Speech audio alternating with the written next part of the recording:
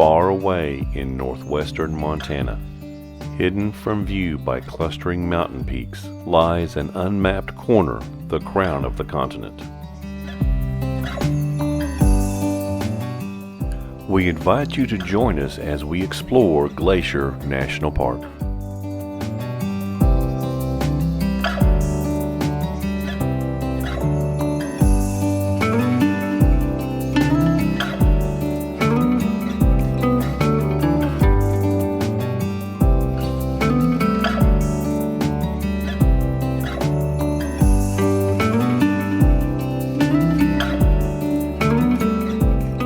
On May 11, 1910, Glacier became the 8th national park in the U.S. system.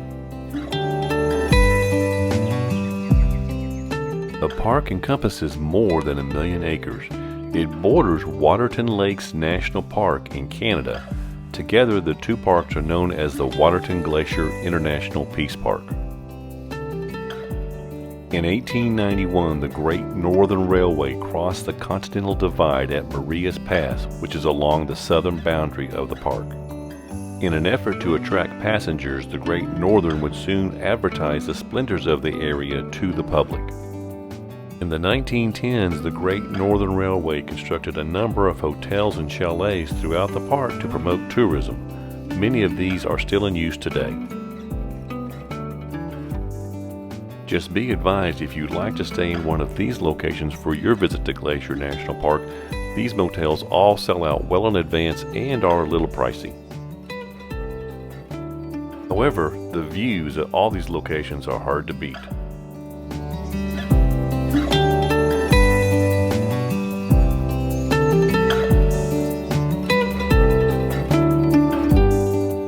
The Prince of Wales Hotel in Waterton Park, Canada was one of the hotels built by the Great Northern Railway. The famous red buses serve as an ideal way to see and learn more about Glacier National Park.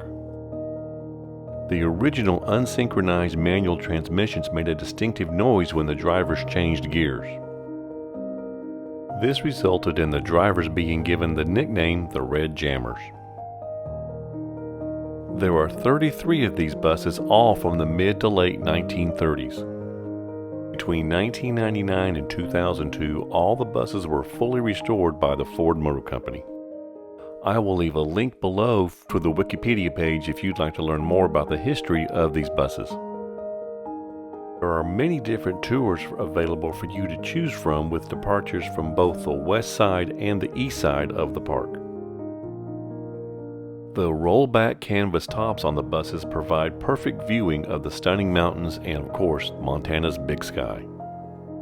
Our tour left Apgar Visitor Center following Going to the Sun Road all the way to Logan Pass, and then, of course, returned back to Apgar. I will not replay the entire tour for you here in this video, but I will give you a few highlights so you'll know what to expect on your tour. Of course, the buses make many stops during your tour. Our first stop was Lake McDonald Lodge.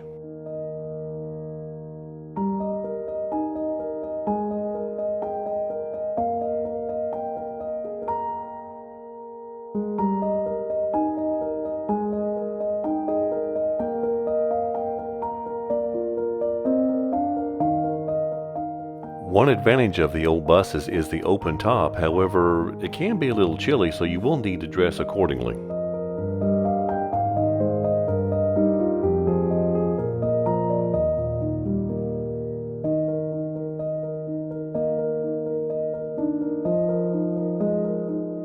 Of course, the drivers are very informative on your trip, telling you all about the scenery and fauna around you.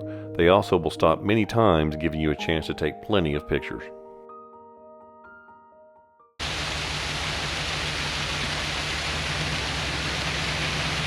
I've been mainly driving on this road for about 8 years now, so I do know the road.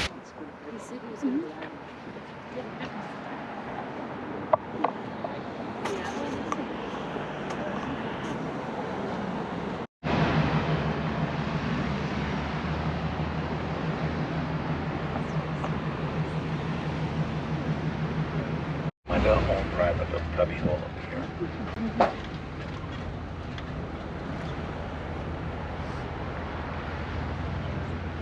So now you can stand up and get a picture of the triple arches. Oh, I see. Now, well, when they were building this road, they used all their explosives. If you are a person who is prone to be a little scared of heights, you might choose to sit on the driver's side of the bus.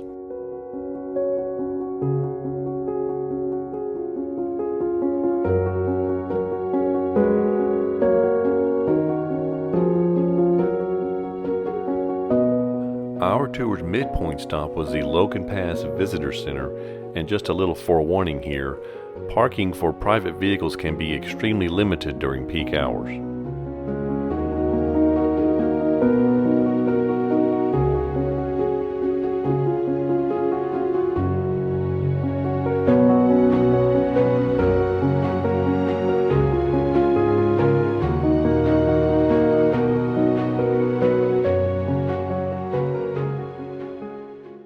Almost at 4 o'clock area, and you will have that mountain and then hit the background.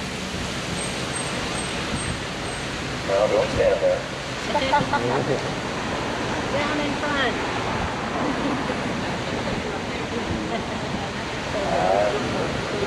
Never know, maybe they just come here. Now if we got that picture, then look up at the top of this tunnel. You see all those stalactites hanging down. You know, those are all the minerals coming through the cracks in these. This area, known as McDonald Falls, was one of the highlights of the tour.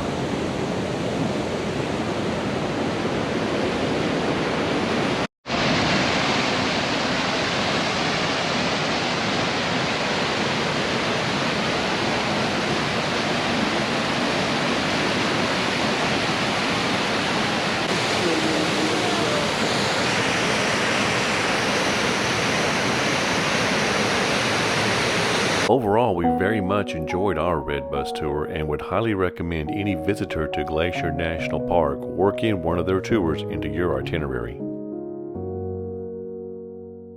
Of course, going to the Sun Road is an attraction in and of itself. The road was completed in sections between 1921 and 1932. Going to the Sun Road is approximately 50 miles or 80 kilometers long.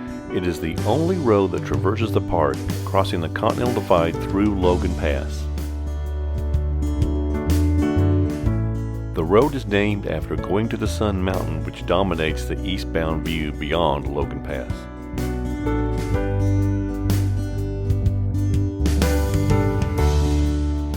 When opened, the road was unpaved. Paving was not completed until 1952. Many of Glacier National Park's best-known features are located along Going to the Sun Road. Clearing Going to the Sun Road in the spring generally takes around 10 weeks. The road is generally only open from early to mid-June to around mid-October.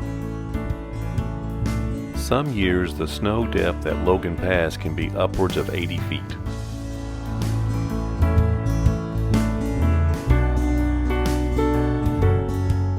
Besides the Red Bus tour, we traveled Going to the Sun Road several times on our own during our visit. And while the natural beauty of Glacier National Park will be around you at all times, wildlife can be a little more hit and miss. However, on one of our trips from East Glacier to West Glacier, we were fortunate enough to encounter a black bear.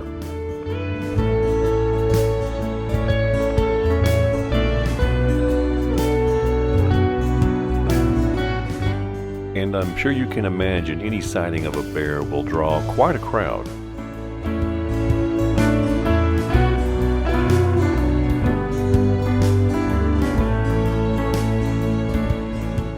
And while it was obviously the star of the show, it just really didn't seem to care much that all of us were watching it dig up some grubs.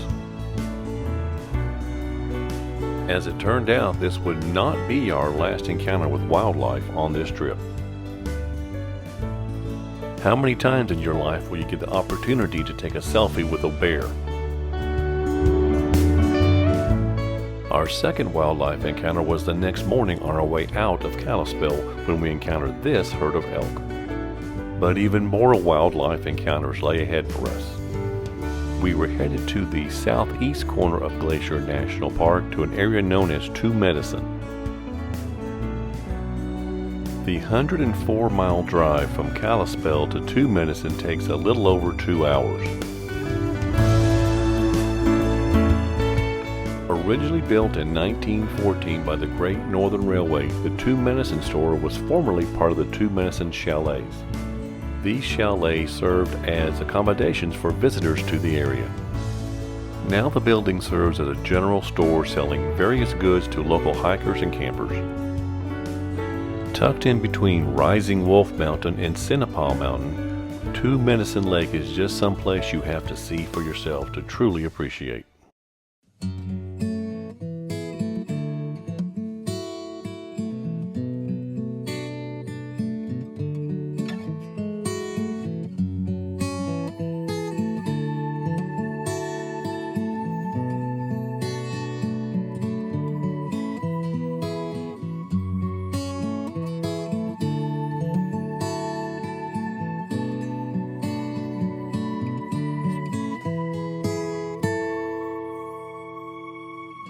A ride on the boat Sinnepaw is a great way to take in the scenery around Two Medicine Lake.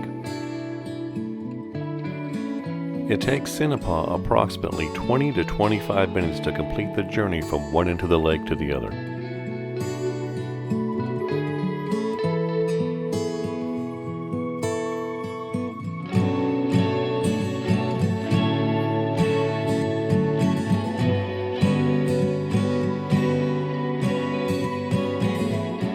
Of course, one advantage of taking the ride on the Sinnepaw is the boat crew gives you a lot of details about the area.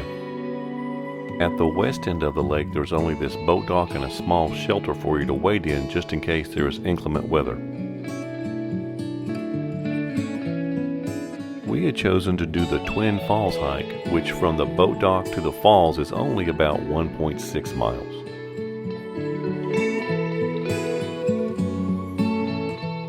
The hike from the lake to Twin Falls is surprisingly easy. It doesn't have as much elevation gain as you would expect.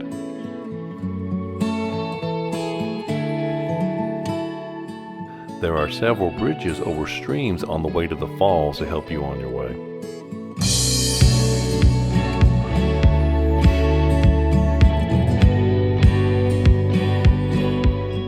This rope, I'll call it a suspension bridge, is probably the most interesting one to cross. The Twin Falls are approximately 80 feet high, and I'm sure they're way more impressive in the springtime with the runoff.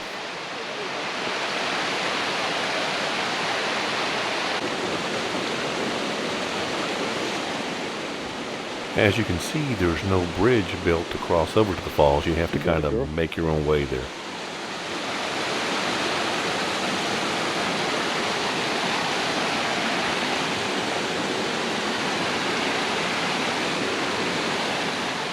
We then, of course, did the 1.6 miles back down to the lake and reboarded the Sinnepaw for the ride back to Twin Medicine.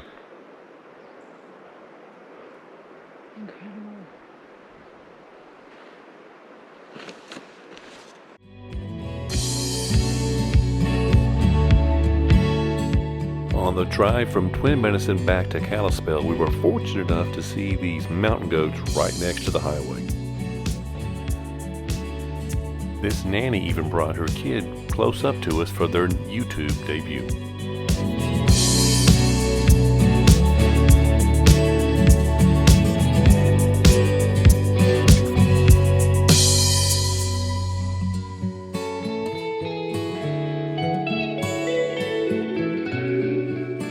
As we had more hiking in our plans, we thought it might be best to find a can of bear spray to bring with us, just in case the next bear we saw got a little closer or perhaps was a little more interested in us. After a quick Google search of the area, we found this vending machine that rents cans of bear spray. Both the rental process and the return process was very easy. For these hikes, we would use the Pole Bridge entrance, which is located on the northwest side of Glacier National Park. drive from Kalispell to Polebridge is about 53 miles, cutting through the corner of the park on Camas Road. The drive takes about an hour and a half. And just to give you a heads up here, some of the road outside of the park between Polebridge and Kalispell is unpaved. The town of Polebridge consists of the Polebridge Mercantile, the Northern Lights Saloon, and a few campsites. The building that now houses the Northern Lights Saloon was originally constructed as a cabin in 1912. The Mercantile building next door was originally constructed in 1914. The Northern Lights Saloon is a great place to hang out with a beverage, perhaps even a locally brewed Montana beer.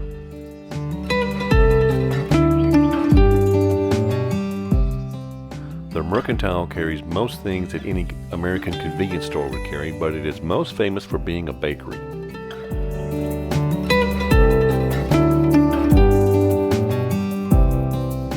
We originally planned to do some hiking around Bowman Lake. However, once we arrived, we were unable to find any place to park.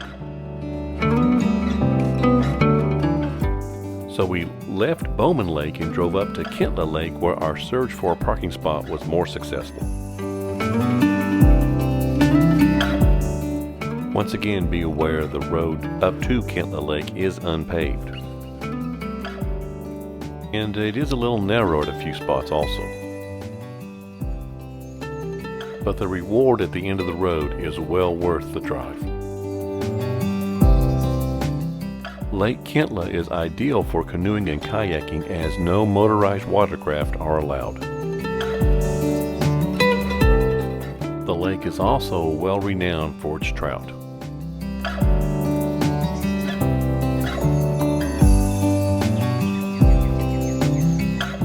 We hiked along the northern shore of Kentla Lake for several miles. We practically had the trail entirely to ourselves the entire time. This isolation did make me appreciate the stop we made to get the bear spray.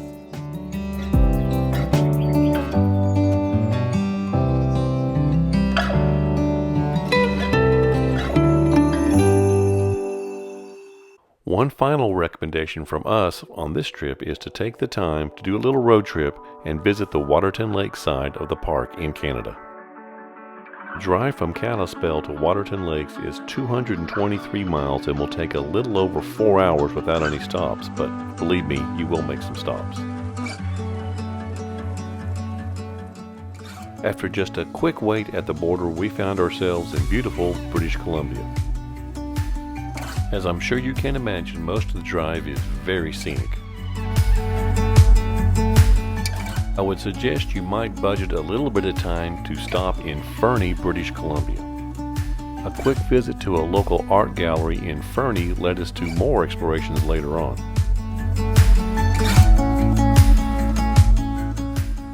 We stopped at the nearby small town of Blairmore, Alberta, had a quick lunch at Pass Beer, which we would highly recommend. After seeing some of the art at the art gallery in Fernie, we stopped at Launstein Imagery and made a purchase. I will leave a link to their website below. After all our stops, we did finally make it to Waterton Lakes Park. We explored the town of Waterton Lakes and toured the local museum. We even stopped at a local restaurant and had a Molson. Well, maybe 2 Molsons. Honestly, we regretted not packing bags and finding somewhere to stay that night at Waterton Lakes. The Prince of Wales Hotel had rooms that night that were not terribly expensive.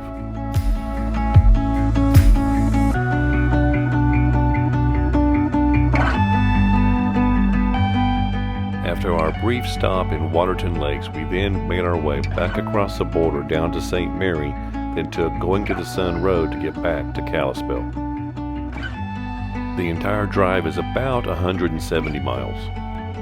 And luckily, the day of our visit, the border crossing back into the United States had no line.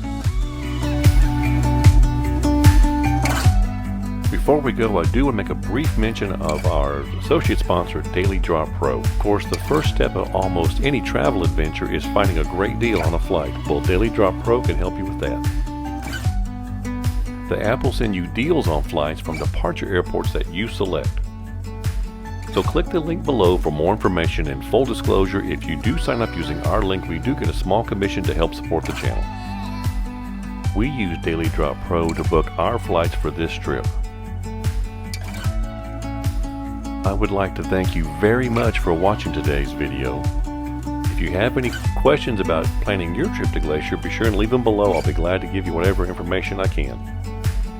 I'll leave you with this: jet lag is temporary, stories are forever.